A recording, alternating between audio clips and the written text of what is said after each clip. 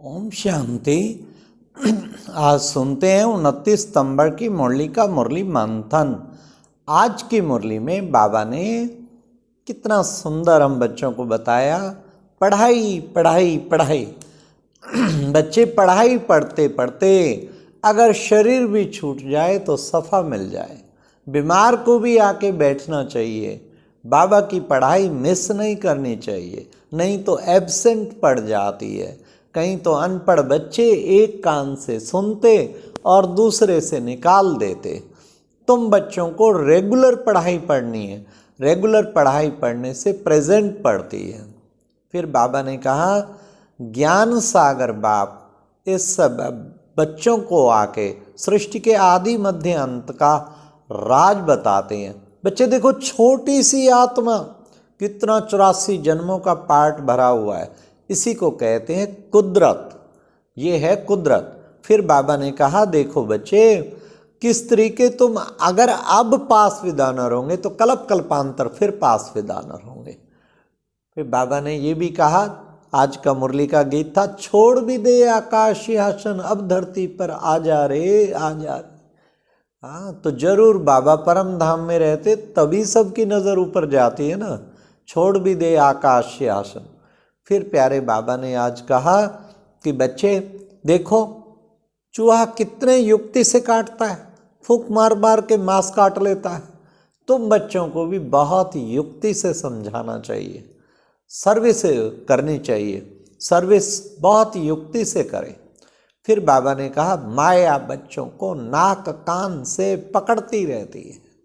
हाँ, तो इसलिए बच्चे कुसंग में आने से खाना आबाद होने की बजाय बर्बाद हो जाता है। इसलिए बच्चों को कभी भी माया के, कहते ना, माया गज को ग्राह ने पकड़ा, यही का गायन है बच्चे। अच्छे अच्छे बच्चे भी माया के चपेट में आ जाते हैं, तो कभी नहीं आना चाहिए। फिर बाबा ने कहा, बगैर योग अग्नि के खाद तो निकल ना सके। इसलिए बाप कहते हैं हमेशा माम एकम याद करो। बच्चे, जितना बच्चे तुम प्यार से बाबा को याद करेंगे, तुम आत्माएं पवित्र बनती जाएंगी। फिर बाबा ने कहा, थोड़े देखो बच्चे, विराट रूप का चित्र जरूर बनाना चाहिए। विराट रूप का चित्र भले वो भी दिखाते हैं, लेकिन तुम बच्चों को एक्यूरेट बनाना चाहिए। ऊपर में शिव बाबा, फिर है ब्राह्मण, फिर है बच्चे चोटी, ब्राह्मण चोटी, फिर देवता, फिर क्षत्रिय वैश्य शूद्र।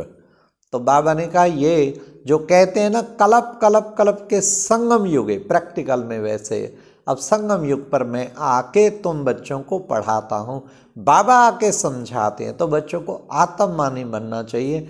बाप ही आकर बच्चों को आत्म अभिमानी बनाते हैं। फिर प्यारे बाबा ने कहा कि बच्चे, पुरुषार्थ पर सारा मदार है। स्टूडेंट भी सब नंबरवार होते हैं। जितना पुरुषार्थ करेंगे उतना ऊंच पद पाएंगे। पवित्र धारणा होगी तो फिर पवित्रता की धारणा सबसे मुख्य है। इसलिए सबसे मुख्य सब्जेक्ट ही पवित्रता है। फिर बाबा ने कहा कि बच्चे, तुम बच्चे देखो, जिनका निर्मल स्वभाव है उनके, बाबा ने कहा, हर कदम में सफलता उनकी हुई ही पड़ी है। निर्मल स्वभाव किसे कहेंगे? कोई बात फील ना करना, कभी कंफ्यूज ना होना, बड़े से बड़ी बात भी छोटा कर लेना, रहम दिल रहना, इसको कहेंगे निर्मल स्वभाव। तो बाबा ने कहा, जिनका निर्मल स्वभाव है उनके हर कदम में बच्चे सफलता है। फिर बाबा ने कितना सुंदर कहा, विनाश के पहले एवर रेडी बनकर जो रहते हैं, एवर रेडी बनने वाले, वो बाप समान संपन्न भव।